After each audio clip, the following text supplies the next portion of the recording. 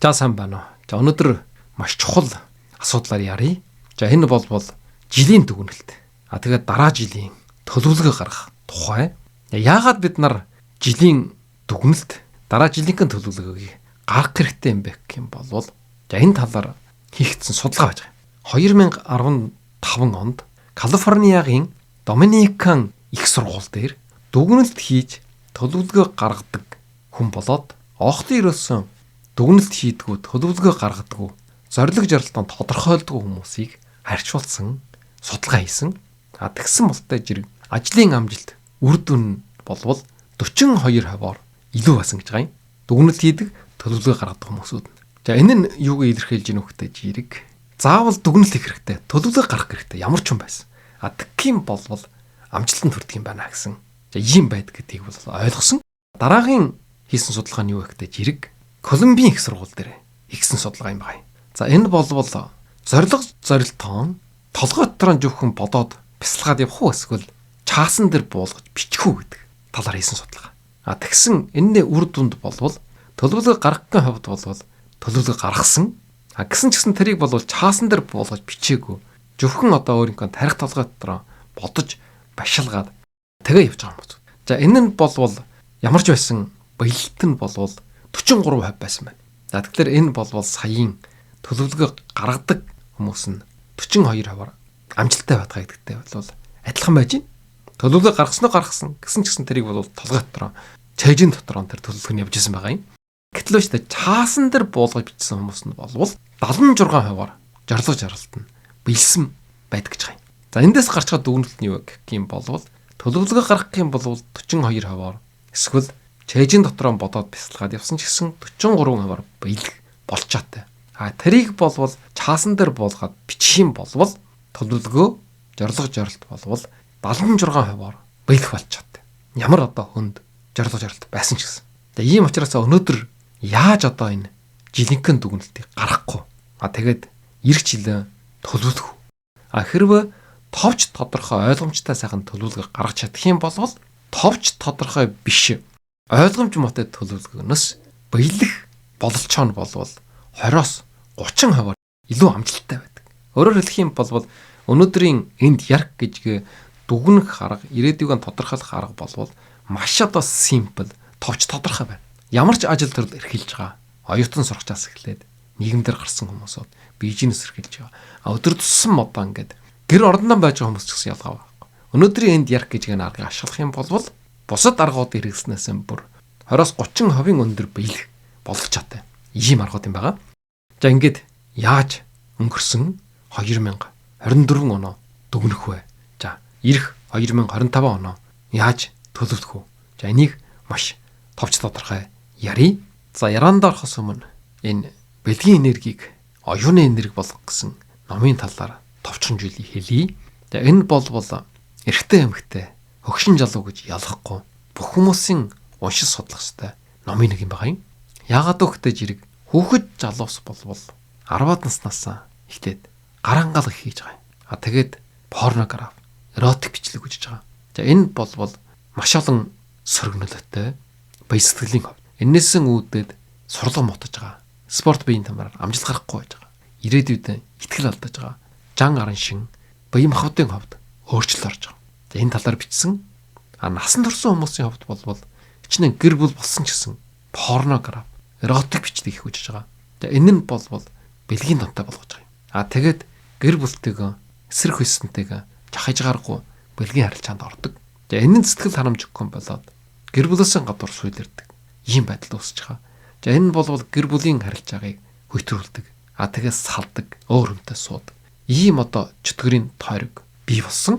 За энэ нь бол бэлгийн дон юм байна. За энэ бэлгийн дон бол ийм хүүхэд наснаас бий болоод дунд насандаа хөндрөөд ахмад нас болсон ч гэсэн өөрчлөгдөггүй. Ийм байдалтай байж байгаа. За энэ бол зөвхөн хувь хүнийг гэр бүлийг дөрөтүүлж байгаа биш. Улс үндэстний дөрөтүүлсэн том асуудал. За энэ чиглэлээр бичсэн ном юм байгаа юм. Тэгээ энэ асуудлаас яаж гарах вэ гэдгийг энэ төр бичсэн. Зөвхөн гараад дуусахгүй. Энэ бэлгийн энергийг оюуны энерги болгосноор хүн ямар гайхамшигтай бүтөөлж ажиллах чадвартай болдог. Тэгээ гэр бүлийн халуун дулаан, уур амьсгал бүрддэг. Улс үндэстэн сэргэн банддаг. Энэ талаар бичсэн байгаа. Тийм учраас энэ шинжилжруулаад та бүгд заавал энэ номыг авч уншаарай. Гэр бүл найз нөхөдтэй бэлэг болгоорой. За ингэж жалгаад өнөөдрийн ярих гэсэн гол сэдв рүү оръё. За энэ аргыг болвол 5 шатлалтай загвар гэж хэлнэ.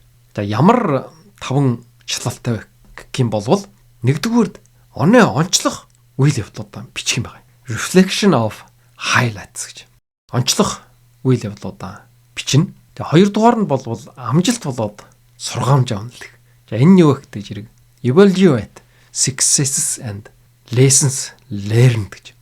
За гурав нь болвол асуултын тусламжтай дүгнэлт гаргах. Answer key questions гэж. За дөрөв нь болвол эх оныхон зорилгоо тодорхойлох. Set goals for the next year. За тавдугаар нь болвол эерэг дүгнэлтээр дуусгана. End with positivity гэсэн ийм арга. За энэ эерэг дүгнэлтээр дуусгана гэдэг бол бас асар чухал юм байна. За энэхийн дараа нь болвол бас маш өвөр мөч, маш хялбархан аргаар тодорхойлох тийм хэд хэдэн жилийн аргууд байж байгаа. За энийг болвол бас төгсгөлийн хэсэгт нь танилцуулна.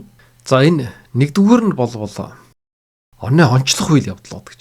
За энийг болвол бас одоо дэлхийд даяараа хийж байгаа Монгол улсын онцлог 10 үйл явдал гэдэг ч юм уу. Дэлхийн онцлог 20 үйл явдал гэдэг ч юм уу. Тэрийн шиг бид нар өөрсдийн хувийн амьдралд бас ямар одоо онцлог үйл явдлууд байсан юм бэ? Өөрийг чи одоо маш их баярлуулсан, бахархах сэтгэлийг бий болгосон гэдэг ч юм уу. Амьдралыг илүү утга учиртай болгосон, мартагдашгүй сэтгэл хөдлөм, амжилттай, эсвэл сургаамжтай юу ч байж болно. За өөрийнхөө жишээн дээр хэлэх юм бол өнгөрсөн 24 онд болвол шинээр эхлүүлж амжилт олсон 2 жил байж байгаа. Энийх нь нэг нь болвол хүнстэй нөгөө тариалсан хашаан дотор. За энэ болвол миний амьдралд гарсан шинэ жил. Бид нар болвол ерөөсөн малчин гаралтай тариалангийн талаар ямар ч ойлголт байдгүй. Тийм учраас өөрийн амьдралд байтугай өөрийн удам судрын түүхэнд чсэн байгаагүй зүйлийг бол эхлүүлсэн. За ингээд энэ болвол тодорхой хэмжээнд амжилттай болсон. За хоёрдугаар нь болвол бэлгийн энергийг оюуны энерги болгох гэдэг номоо хөвлөсөн. За энэ болвол бас сэтгэл догтлуулсан. За ийм үйл явдал байсан.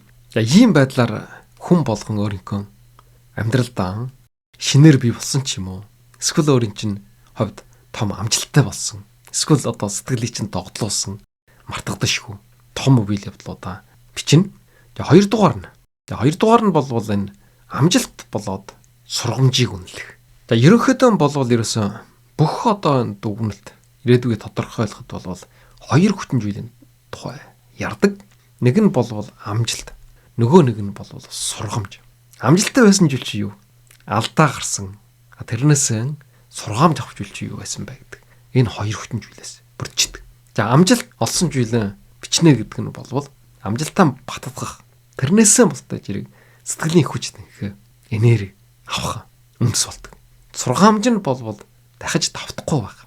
Улам сайжруулах. Дараагийн үе шатанда амжилт олох. За энд бол туслах юм байна. За жишээлбэл миний хувьд болвол одоо хүнстэй нөгөө тариалсан. За энэ болвол энэ хөдөлмөрийн үр дүнгийг мэдэрсэн. Өөрийгөө болвол одоо бас нэгэн шин төвшөнд гаргаж ирсэн. За монголчууд болвол бас ярддаг. Мал малчих юм болвол ам тусална гэж. Хөдөлмөр болвол хижиж хүний гомдоохгүй гэж. Хүнстэй нөгөө тариалсан ч гэсэн үр шимийг хүртдэг юм байна. Заавал бид нар том ажил хийх алба байхгүй ч гэсэн зөвхөн л жирийн хашаан дотроо хүнсний нөгөө тарьсан ч гэсэн ургадаг юм байна. Тэгээд тэрийг хөлтөж ирэх хоол хүнстэй хашилж болдго юм байна. Амьдрал тус болдго юм байна. Тэрийг мэдэрсэн. Ийм учраас ам биш. Юу ч гэсэн одоо хэрвээ ихтүүлэх юм болвол амжилтанд хүр. За энэ YouTube-ийг ихлүүлээд явж байна. 2022 оноос амжилтанд хүрч байгаа. Ном эхлээд бичсэн, бичээд дуусгасан, хэвлсэн. Номын маань олон хүмүүс авч уншаад талархал илэрхийлж байгаа. Тийм учраас ам биш үү? Юу ч гэсэн хэрвээ ихлүүлэх юм болвол амжилтанд хүрдэг юм байна. За ийм дүгрэлэн төрсөн. За сургаамжтай зүйл нь юу байна вэ? За энэ нь болвол хөдөлгөөний тусгал орсон тал байгаа. За ногоо тарнаа цэцэрлэгчийн ажил хийнэ гэдэг бодвол бас ер нь болвол хөдөлгөө байгаасаа дээр ч гэсэн тэгэж их хүч энерги зарчуулдаг. Хөдөлгөөний тусгалыг одоо үндсээр найрлах одоо тийм ажил бас биш юм байна. Ерөнхийдөө одоо ингээд үрийг болоо тавьчих юм бол тэг ургач яадаг. дээр нь жоох одоо ус хийж идэг, бурдаа хийж идэг. Хөнгөн ажил юм байна. За нэлээд нас явж байгаа хүмүүсийн хувьд бол хөдөлмөр болж магадгүй.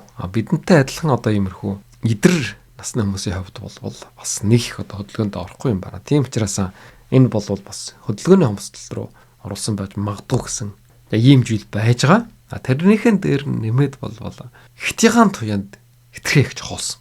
Өөрөөр хэлэх юм бол наран их ажилласан гэсэн. Гараад л одоо ингээд ногоогоо услана, арчилна гэдэг. Гадна байх чиг ихэр нэмэгдсэн. Нарны гэрэл хэтийн туяа бол эрүүл мэндэд ухаа сайханд сөрөг нөлөөтэй хөгшрүүлдэг бас өвчин эмхийг туснаа гэдэг. Урд нь одоо ярьж өнгөрсөн. Гэсэн ч гэсэн хашаан дотроо тарьчихсан учраас гарахал юм бол тэгээд олон чигаар тэн дотор байдаг. За энэ бол бас санамсаргүйгээр одоо өөрийн хяналтахгүйгээр одоо ингэж хэтийн туяад жоохох асуудлууд үүссэн. За энэ бол гаргасан алдаа. Хэрвээ тусгай одоо тийм ногооны талварч юм уу, ферм ч юм уу байдаг бол тийш одоо өмсгöd зүгээд хамгаалаад очиж штэ. Гэтэл энэ хашаан дотор байгаа учраас тийм боломж байхгүй. Өдөр 40-ны одоо олон удаа гэрээсээ орж гарч явах учраас тэр болгон одоо тэгээд нарнаас хамгаалсан битүү овч сумсаад гарнаа бол тэртэй байсан. За энэ алдаагийг бол гаргасан ч гэсэн дараа жил бол одоо хавраас эхлээд бол онцгой их анхаарна гэж бодож байгаа. Ийм байдлаараа гаргасан амжилт эсвэл одоо алдаанаасаа суралцах. За энийг ингэж одоо бичих юм байгаа юм. За 3 дугаар нь. За 3 дугаар нь бол асуултын тусламжтай дүгнэлт гаргах. За ийм арга. За ямар асуулт асууж болох хөхтэй зэрэг. За би энэ онд өөрийгөө яаж сайжруулсан бэ? Сайжирсан зүйл байна уу? За 2 дугаард нь ямар чадвар мэдлэгтэй болсон. 3 дугаард нь миний хувьд хамгийн том сорилт юу байсан? 4 дугаард нь миний аж аргалыг хамгийн их нэмэгдүүлсэн зүйл нь юу байсан? 5 дугаард нь эх хонд юу гүргэдлүүд хийх үү? Юу өөрчлөх үү? За энэ 5 асуултыг өөртөө тавина. Тэгэхээр хүн гэдэг бол байнга одоо өөрийгөө сайжруулж явах хэрэгтэй. Мэдлэг чадвар сурж эзэмших хэрэгтэй. За ийм зүйл байсан уугүй юу гэдгийг өөрөөсөө асуух хэрэгтэй байна. За өөрийн бие дээр жишээ татъя. Тэгвэл ойлгомжтой болно. За ер нь бол ингээд өөрийн бие дээр жишээ татаад явж байгаа. За энэ бол энэ сэдвийг ойлгоход туслах үүднээс өөрөөр нь жишээ болгоод байгаа юм. За миний хувьд хүнснээ ногоо тарьж сурсан.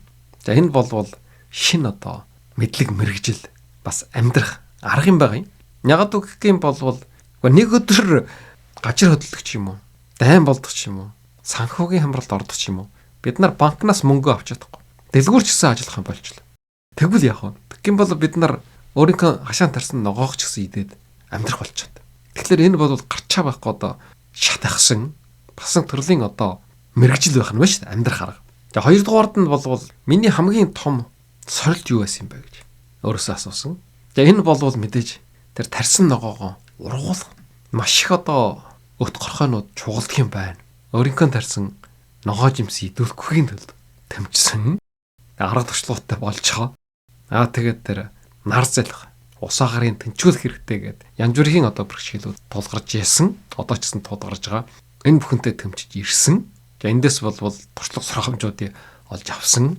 За дараагийн асуулт нь юу гэхтэй жир. Тэгвэл эргчил одоо юуг сайжруулах. За энэ дээр бол мэдээж саяын одоо ногоо тарих жишээн дээр хөлөмжтэй болмоор байна. Жижигхэн. Тэгхийн бол хорхоо шавжийн гам шиг аюулаас сэргийлнэ багасах болчоод. Тэгээд нарнаас хамгаалалттай байлгах. Тэгхийн бол дотор нь ороод олон ч ажиллаж исэн ч гэсэн эрүүл мэнд гоо сайхны нөлөөлөхгүй. Дараагийн асуулт нь юу байна хөтэй жирэг. Тэгвэл энэ онд юунаас хамгийн их баяр баясгалан авсан юм бэ? Аж аргал өгсөн юм бэ гэж. Мэдээж тарьсан ногоогоо идэх үед баяр баясгалантай байдаг. Бид нар бол ерөөсөл ногоо жимсгтэй жиргэл дэлгүүрд очиж худалдаж авдаг гэсэн юм ойлголттой байсан. Хуучин бол нутагтаа байхад бол ногоо жимсэг бол энэ хятад хүмүүс тариаддаг, хятадаас авдаг гэж ийм ойлголт байсан. Тэгэхээр энэ ногоо жимс гэдэг чинь өөрөө тарьж болдог юм байна. Өөрийн тарьсан ногоо жимс нь илүү эрүүл, илүү амттай байдаг юм байна гэдгийг ойлгосон. За эндээс бол маш их сэтгэлийн таашаал авдаг. Тэгээд номон бичиж дуусаад хэвлүүлсэн бэлгийн энергийг оюуны энерги болгох гэдэг номыг. За энэ бол бас өнгөрсөн онд баяр баясгалантай болгосон одоо жилийн нэг. Тэгээ мэдээж одоо гэр бүлтэйгээ хамт байсан олон сайхан өдрүүдийг аж жаргалтай сайн сайхан өнгөрөөсөн гэдэг сайхан жилүүд бол олон байж байгаа. Ийм байдлаар урд асуулт тавиад за эндэн хариулж бичгээр ингэж дүгнэлтийг гаргана. За дөрөвдүгээр нь болвол энэ эх оныхон зорилтыг тодорхойлго. За 5 шатлаар ярьж байгаа шүү дээ. 5 шатлынх нь дөрөвдүгээр нь болвол эх оныхон зорилгоо тодорхойлго. За эх оны зорилгыг тодорхойлоход заавал одоо дүгнэлт их шаардлагатай. Тийм учраас бол сая ингээд дүгнээд ярьсан. Оны онцлох үйл явдлуудаа бичсэн. Тэгээд амжилт болоод сургаамжаа үнэлсэн. Тэгээд асуултын тусламжтайгаар бас дүгнэлтүүдийг давхар хийсэн. За энэ дээр тулгуурлаад SMART гэдэг аргыг хэрэглэнэ. За энэ нь болвол англи үгийн товчлол юм байна. ACE, AM, ART гэж. За энэ аргийг болвол 1981 онд Америкийн сэтгэл судлаач Жорж Дьюранд гаргасан ийм арга юм байна. За энэс хойш болвол дэлхийд өргөнөөр хэрэглэгдэж за дараагийн энэ чиглэлээр бичигдсэн ном жохолууд дээр болвол улам илүү боловсронгуй болж хэрэглэгдэж ирсэн ийм түүхтэй. За жишээлх юм бол одоо энэ Скоттын бичсэн өөрийн жорлтыг болвол маш одоо хялбархан тодорхойлох SMART арга гэсэн. За ийм ном. За энэ ном жохолууд дээр тулгуурлаад за миний өөрийнхөө эх жилийн зорилгыг болвол тодорхойлсон. За энэний дагуу та бүгд бас тодорхойлж үзээрэй. За тэгвэл энэ SMART гэдэг 5 аргийг маш товчхон танилцуулъя. За нэгдүгüүрд нь болвол specific буюу тодорхой байх хэрэгтэй. Сая бол ус хэлсэн. Хэрвээ төлөвлөгөөч нь болвол тодорхой байх юм болвол бүр 20-30%-аар илүү одоо биелэх болж чаддаг. Хоёрдугаар нь болвол measurable хэмжигдэх болж чаддаг. Хэдий хэмжээтэй гэдэг ч юм. Хэдий их хэмжээний ажил хийх. Өөрөөр хэлэх юм болвол жин хаснаа гэх юм болвол эх 1 жилийн дотор 5 кг турна гэдэг ч юм уу. Биелэх болж чадтай тодорхой тоо хэмжээг заасан байна. 3 дугаар нь болвол achievable. Өөрөөр хэлэх юм бол биелэх болж чадтай. Эх оноо төлөвлөгөө гаргаж ийнэ гэд биелэхгүй жийл бодоод ч юм уу бичээд ч юм уу тэр хэрэггүй гэсэн. Заавал биелэх болж чадтай жийл. За 4 нь болвол relevant. Энэ relevant гэдэг нь юу вэ гэвэл холбоотой байх хэрэгтэй. Өөрийн чинь гаргаж байгаа төлөвлөгөө. Жишээлх юм болвол миний өдөр тутмын амьдралд англи хэл хэрэгтэй. Шаардлагатай. Тэгээд англи хэлээ сайн сураад сайжруулах болохгүй ийм нөхцөл байдал үүссэн байж байгаа. Гэтэл би англи хэл сурахгүй араб хэл ч юм уу хятад хэл сурдаг ч юм уу ямар ч хамааралгүй хэл сурна гэд төлөвлөгөөнд оруулчих гэх юм болвол тэр биелэхгүй гэсэн үг. За 5 дугаар нь болвол time bound. Энэ нь болвол цагийн хязгаартай. Төлөвлөгөө болвол заавал одоо цагийн хязгаар байх хэрэгтэй. Цагийн хязгаар тогтоохгүй тэр гэж биелэхгүй. Би энэ номыг хагас жилийн дотор бичиж дууснаа гэвэл хагас жилийн дотор бичиж дуусгах хэрэгтэй. Тэгж хугацаа заахгүй болвол 1 жил болоод ч дуусах гэсэн. За энэ 5 жишээн дээр одоо би эх жил одоо энэ ногоогоо яаж илүү сайн тарьж ургуулах вэ гэдэг дээр төлөвлөгөө гаргасан. За нэгдүгээр нь болтой зэрэг тодорхой байна. Зорилго бол тодорхой. Эх жил миний хийх ажил юу? Үргэлжлүүлээд ногоогоо тарь. Өөр ямар нэгэн төлөвлөгөө оруулж ирэхгүй байх нь байна шүү дээ. Гэхдээ энэ нь болвол миний чөлөөт чагаар хийж байгаа ажил. Үндсэн ажил нь юу гэхдээ зэрэг YouTube-ээр номоо уншина, ярьж тайлбарлана. Аннийхэн жирэгчээр бол номоо бичнэ, хэвлүүлнэ. За эднэр нь бас тодорхой тоо хэмжээгээр заахчихсан байж байгаа. За ийм учраас нэгдүгээр нь болвол тодорхой, чөлөөт чагаар ногоон тарь. За хоёрдугаар нь болвол хэмжигдэхгүй гэж байгаа. Хэмжихгүй бол ногоол болвол өргөжүүлэхгүй. Зөвхөн өөрийнхөө хэрэгцээг хангахын төлөө хашаан дотор нь тарьж байгаа. Жижигхэн хэмжээ. Том биш. За 3 дугаар нь болвол энэ маань биелэхүүгүй юу? Тэгвэл биелэх болж чад. Өнгөрсөн жил хийгээд туршлагатай болчихсон. Эх жил гэсэн ялгаа байхгүй. За дараагийнх нь 4-р нь юу гэхтэй зэрэг нь бид нарын өдөр тутмын амьдралтай холбогдолтой юу гэвэл холбогдолтой. Өдөр тутам одоо хоол идэж байна. Тийм учраас өөрийнхөө хүнснээ ногоогийг өөрөө хангана гэдэг бол бидний амьдралын нэг хэсэг мөн. Холбогдолтой байна. Тэрнээс биш уул руу яваад ан хийнэ гэж тийм төлөвлөгөө гаргахгүй шүү дээ. Ан хийж бол бас болохгүй биш болно. Одоо энэ Японы уул хадаар маш их бууг үржиж байгаа. Тэгээд байгаль орчныг эвдэх хэмжээнд үрж гинэ гэж ярьж байгаа юм. Гэсэн ч гэсэн тэр бугын очоод агандахаар бодоход бид нарын амьдралтай ямар холбогдол байхгүй. Тэгж нэг бугын мах идээд байх юм биш. Тэгээ бид нарын амьдарч байгаа орчин ч гэсэн одоо бууг хагнаад бууг гаргаад байх тийм орчин бас биш. Хотод амьдарч шүү дээ. Гэхэн мэтэр өөрийнхөө амьдралтай холбогдлохгүй зүйлийг бол оруулах шаардлага байхгүй. Гин бол тэр бол биелэхгүй гэсэн. За дараа нь time bound болчихж байгаа цагийн хязгаартай. Хөлөмжий болвол 3 сарын нэгнээс өмнө дулаархаас өмнө байгуулна. За энэ холомж бол тийм дулааны холомж биш. Хорхоо шавчаас хамгаалсан торын хэлж байгаа юм. Нэгсэнд нарнаас хамгаалсан халахвч.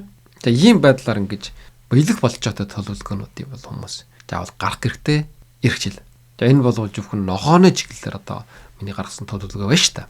Тэгээд бусад одоо бизнес, гэр бүл, янз бүрийн асуудлуудаар төлөвлөгөөнүүдийг бол гаргасан байж байгаа. За тэгвэл 5 дугаар шат хамгийн төгсгөлийн шат нь. За энэ бол маш чухал. Бас дийлэн хүмүүсийн одоо мэддэггүй, санаандаа автдаггүй юм жийл. За энэ нь юу вэ гэвэл эерэг дүгнэлт дээр дуусгана. End with positivity гэж бүтэн жил өнгөрчсөн байна. 2024 он. Төгсгөл болвол заавал эерэг байх хэрэгтэй. Бид нар юуны төлөө амьдарч байгаа вэ? Аж жаргалтай, сайн сайхан амьдрахын төлөө. Тийм учраас өдөр болгон 7 хоног болгон сар болгон жил болгон сайн сайхнаар жаргаж дуусчих хэрэгтэй байдаг. Тэрний төлөө бид нар өөрийнхөө амь амьдралыг зарчуулж байгаа, зориулж байгаа. Муу муухагийн төлөө биш. Тийм учраас өнгөрсөн жил ч гэсэн сайн сайхан зүйлээр дүүрэн байсан. Мэдээж тийм таагүй зүйлүүд байсан байж таарна.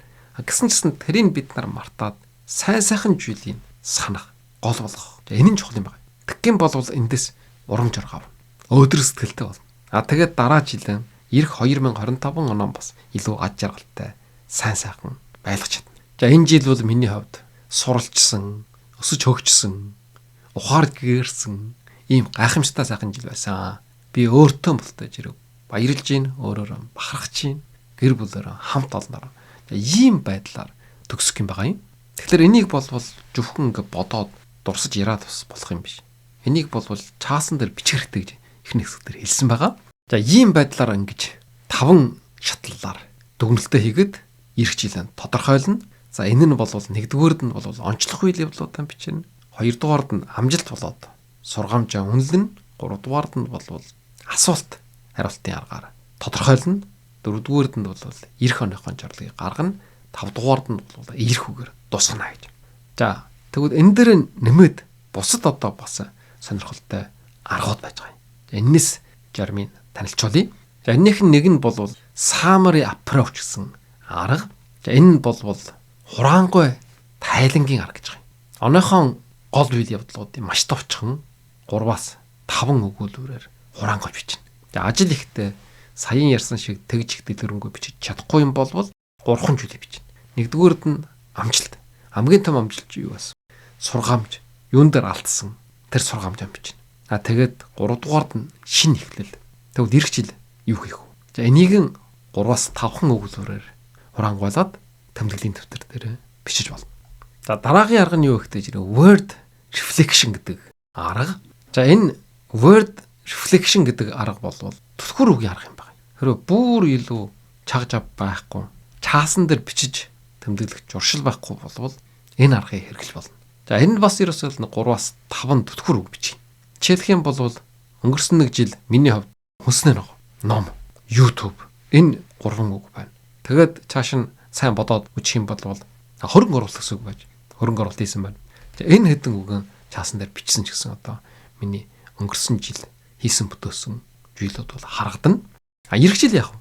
Ирэх жил бас ялгаа байхгүй. Хүснэ YouTube, ном, эрүүл мэнд, тасгал хөдлөн гэдэг ч юм. Өөрийнхөө хийх гэсэн энэ зүйлийнхээ түлхүүр үгийг чигэд бас болно гэж байна. За дараа нь бас асуулт хариултын арга гэж байна. Question and answer approach гэсэн. За энэ арга. За жишээлх юм бол 2024 онд би юунд хамгийн их баярлсан? Тарсан ногоо жимс оргосон. За дараа нь бол миний амьдралд ямар хүмүүс эсвэл ямар үйл явдлууд нөлөөсөн? Жишээлх юм бол Дональд Трамп ерөнхийлөгчөөр сонгогдсон дахиж. Энэ бол бас бид нарын амьдралд нөлөөлсөн, бууж өгсөнгүй, дахиж сонгосон, бүр буудуулсан, бүр ичнэн ялт тулгаад шоронд хийхээр байсан. Энэ бүх зүйлийг ялж даваад ерөнхийлөгчөөр сонгогдсон. Эндээс бид нар энерги, эрч хүчийг авсан. За юу нэмэ хамгийн их өөрчилсөн? Хөдөлмөр нэмэ. Юм тарих юм бол ургадаг юм байна. Ургах юм бол тэрнийх нь үр шимийг хүртдэг юм байна. За энэ бол ялгаа байхгүй. Манай монголчуудтай бас олгодолтой. Хот тосгонд амьдарч байгаа хүмүүсүүд нь ажил сайн хийх хэрэгтэй юм байна. Ажил эрхлэх юм бол чалаа авдаг юм байна. Амьдрал сайжирдаг юм байна. Хөдөө орон нутгад байгаа нь малаа малжих хэрэгтэй. Жимс ногоо тарих хэрэгтэй. Тэгэх юм бол бас үр арчийг хүртдэг юм байна гэж. Ийм жил бид нарыг өөрчилж шээ. Хөдөлмөр бидний өөрчилж байна. Нэгдүгээр хэлэх юм бол. Дөрөвдүгээрд нь юу хийж байсан? Юу нэмэ улам илүү хүчрхжүүлсэн юм бэ? Бууж өгч болохгүй. Ямар ч байсан орлож явах юм бол тэр нэг үр шимээ хүртдэг юм байна. Дараа нь юу дараа жилдээ үргэлжлүүлэх үү гэж асуув. YouTube-ийг хийн, жимс ногоогоон тарина, номоон бичнэ, найд нөхөд төрөл төрөсөд YouTube-ийг хамт олно. Та бүхэнтэйгээ дотн харилцаатай байна. За ийм байдлаар. За дараа нь бол gratitude mapping. Талархлын зураглал гэсэн ийм арга. За энэ бол юм журдаг, жураг график схемээр илэрхийлэх ийм сонирхолтой, ийм хүмүүст бол тохиромжтой том чаасан дээр 2024 он гэж бичээд тэгээ трийг нь тойруулаад журж болно, бичиж болно. Чухал үйл явдлууд, сайхан хүмүүсүүд, үлдээсэн сургаамж, амжилтууд гэдэг. Тэгхийн бол харахад ойлгомжтой, бичиж илэрхийлэх бас урамтай, сонирхолтой байна. За дараа нь бол энэ 3 boxes reflection гэдэг арга. За энэ бол 3 хайрчин арга гэж. За 3 жил одоо бичнэ. Амжилт юу байсан? What went well гэж. Юу одоо хамгийн сайн байсан? Амжилттай байсан жил. Дараа нь устдаж ирэх сургаамжтай байсан жил. What I learned. Юу сурч мэдсэн. Дараа нь устдаж ирэх дараагийн алхам. What's next? Дараа жил тэгээ юу вэ? Амжилт сургамж, дараагийн алхам. За эсвэл дараагийн бас нэг арга байж байгаа юм. Энэ нь бол өнгөрсөн одоо ирээдүй.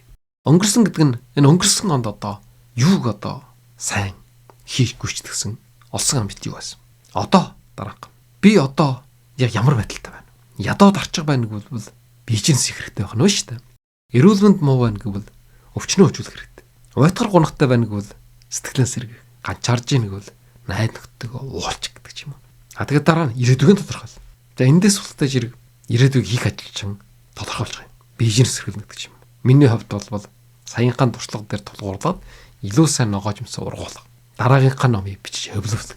Гэх байдлаар бичиж болно. За энэ бол хинч гэсэн ямар ч нөхцөл байдалд гарах болж чадтай арга. За дараагийнх нь бол letter to myself гэж. Өөртөө чахаа бичих арга. Юм бичих журшилтай, өөртөө ярилцаж сурсан хүмүүс байдаг. Тэгвэл өөртөө чахаа бичиж болно. За энэ бас их үр дүнтэй. Жишээлх юм бол сайн байна уу? 2024 оны би чи энэ онд үнэнхээр гайхамшигтай ажлын амжилтыг гаргасан. Хүнснээ ногоо тарьсан, бүтөөлж ажиллаа үргэлжлүүлж, мөрөөдлийн номоо хөвлүүлсэнд баяр хүргэе гэдэг. Гэхдээ дараагийн жил чи эрүүл мэндэд илүү анхаарах хэрэгтэй, чагаан менежментаа сайжруулах хэрэгтэй, өдөр бүр хөдөлгөөн хийж амьдралаа илүү чохон байгуулалттай байлгаарай гэж. За ийм байдлаар би бас өөртөө чахаа бичсэн байж байгаа. За ийм байдлаар ерөнхийдөө энэ дүгнэлтийг болвол амжилт алдаа зорилгоон тодорхойлох гэсэн ийм 3 зүйлээр бичнэ. Тэгээ хамгийн сүүлд нь болвол төгсгөлд нь болвол өөдрөг байдлаар төгсгөн тухайн жил хичнээн хөндөгчүү байсан ч гэсэн сайн сайхан зүйлүүд байсан байж байгаа. Тэрийг олж хараад тэрийг нь дараа жил үргэлжлүүлэх. Энэ нь одоо хамгийн чухал байгаа юм. Эсвэл бас нэг арга байж байгаа юм. За энэ нь болтой жир видео эсвэл подкастаар дүгнэлт хийнэ гэж. За олон хүмүүс ингэж надтай адилхан YouTube-ээр, подкастаар, сошиал медиагаар өөрийнхөө дүгнэлтүүдийг хийж идэг. Энэ бол их үр дүнтэй. Хижээш мартагдашгүй ийм дүгнэлт болно. Тэгээд ирээдүйд хийх ажлаа олны өмнө амласан учраас тэр бүр илүү одоо бүтэх, биелэх, үр шимийг хүртэх ийм болж чадтай. За энэ бол зөвхөн өөрийнхөө хүчээр биш. Хамт олонныхоо хүч энергиэр, сэтгэлийн дэмээр эсвэл тэр уур амьсгалд биелэн улам илүү амжилттай болно. Ийм байдлаар зөвхөн дотроо бодох биш. Зарлана, тунхаглана гэдэг бол гайхамшигтай. За энэ талаар хийгдсэн судалгаанууд бас олон байдаг. За өнөөдрийн ярьсныг дүгнэе. За өнөөдөр яаж оноо дүгнэлтийг гаргахгүй, ирээдүйнхэн дараа жилийнхэн зорилго зорилтын хэрхэн тодорхойлох вэ? За энэ талаар ярьлаа. Хамгийн сайн устдаж ирэх зорилго зорилт гаргах хэрэгтэй. Огт гаргадаггүй хүний бодох юм бол зорилго зорилтоо тодорхойлдог дүгнэлтээ хийдэг хүн болвол 42%-аар амжилтанд хүрдэг юм байна. Тэгээ энийг чаасан дээр бичих юм бол бүр 76%-аар биелдэг юм байна. Тэгээд дүгнэлт хийх 5 шатлалын аргыг танилцуулсан. За энэ 5 шатлалын арга нь бол онцлох үйл явдлаа бичнэ, амжилт сургамжаанд дүгнэн, үнэлэн, чухал үйл явдлуудаа асуулт хариултын аргаар бичнэ. Тэгээд эх оныхоо зорилгыг гаргана. Тэгээд эрг үгээр дуусгана гэдэг. Тэгээд эх оныхоо зорилгыг гаргахад бол энэ смарт гэсэн аргыг хэрэглэнэ. Энэ бас дотроо 5 аргатай байдаг. За энэ ямар 5 аргатай вэ гэхдээ эрг тодорхой байх хэрэгтэй. Тэгээд хэмжигдэх болцоотой байх хэрэгтэй. Тэгээд тэр нь хүрч чадах зорилго байх хэрэгтэй. Тэгээд өөрийн чинь амьдралтай холбоотой байх хэрэгтэй. Тэгээд тодорхой хугацаанд дуусгаар биелэх хугацаагаа заасан байх хэрэгтэй. Ийм байдлаар ирээдүйн төлөвлөгөө гаргана. За энэ дээр нэмээд бас хэд хэдэн сонирхолтой аргуудыг бол бичсэн. Ийм учраас ямар их жав чөлөө байхгүй бичих тэмдэглэж уршилгын хүн ч гэсэн энэ аргуудаас аль нэгийг сонгоод өнгөрсөн оныхон дүгнэлтийг хийгээд ирээдүйг тодорхойлох болчоотой юм байна. Ингээд жил жилээр хийгээд журшил болоод явах юм бол бид нарт ерөөсө хийж чадахгүй ажил гэж байхгүй, бүтэхгүй зүйл гэж байхгүй. Өөрийн чинь бодсноор, төлөвлөснөр бүх зүйл одоо өрнөн. Тэгээд улам илүү аж жаргалтай, амжилттай, сайн сайхан амьдрал. За миний хувьд нэг жилийн хугацаанд болвол 70 орчим контент бичлэг оруулсан, 70 орчим одоо чухал асуудлуудыг хэлэлцүүлсэн гэсэн. Энэтэй холбоотой ном жохолуудыг уншаад гадаад дотоодын бестселлер болсон. Өөрөөр хэлэх юм бол хүмүүсийн анхаарлын төвд байж байгаа чухал номуудыг уншаад ярьж тайлбарласан. Энэ ирануудыг бүгдийг сонссон хүмүүсийн хувьд бол асар их одоо мэдлэг мэдээлэлтэй болсон. Чаг уясан хаяхдахгүй, тасралтгүй одоо надтай хамт хөгжиж ирсэн гэсэн үг. Эннийхэн үр дүн болгоод бэлгийн энергийг оюуны энерги болгох гэдэг номон бичиж хэвлүүлсэн. Энэ ном бол асар чухал ном. Хүүхэд залуусын хувьд бол гар хангаал хийдэг, порнограф үздэг. За энэ дээр бол асар их энерги чаг ухаж байгаа, зарчуулж байгаа. Тэрнээсээ болоод сурлага мууддаг, хичээл номонд анхаарал хандуулах болдог. Тийм чадвар нь алдагддаг. Жан арын шин, биеийн өсөлт төгжилдөд сөргөөр нөлөөлдөг. За насанд орсон хүмүүсийн хувьд бол порнограф, шалгаж авах эротик бичлэг үздэг. Энэ нь бол журшил болоод энээсээ гарч чадахгүй. Бэлгийн дон гэдэг үжигд үүсдэг.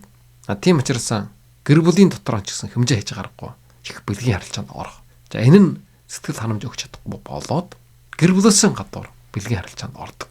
Өөрөөр хэлэх юм бол хүүхэн эргүүлдэг, биеийн үнэлэгч авдаг, бусадтай сүйлэрдэг. Ийм байдалд орсон хүмүүс бол энэ бэлгийн доо юм байна. За ингээд өөрийнхөө гэр бүлийг хайрлж халамжлах болдог.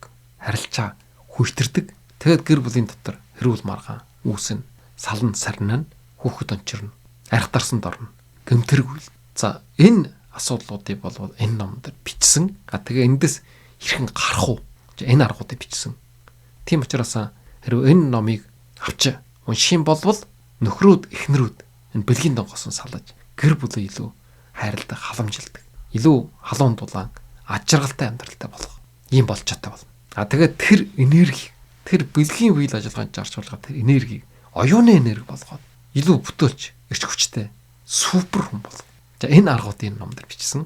Тийм учраас эрэгтэй эмэгтэй, огшин залуу гэж ялахгүй бүх хүмүүс одоо уншиж судлах айл болгонд байх ёстой. Ийм ном нэг болсон. За ингээд энэ шинэ жилж оруулаад за энэ номыг худалдаж аваарай.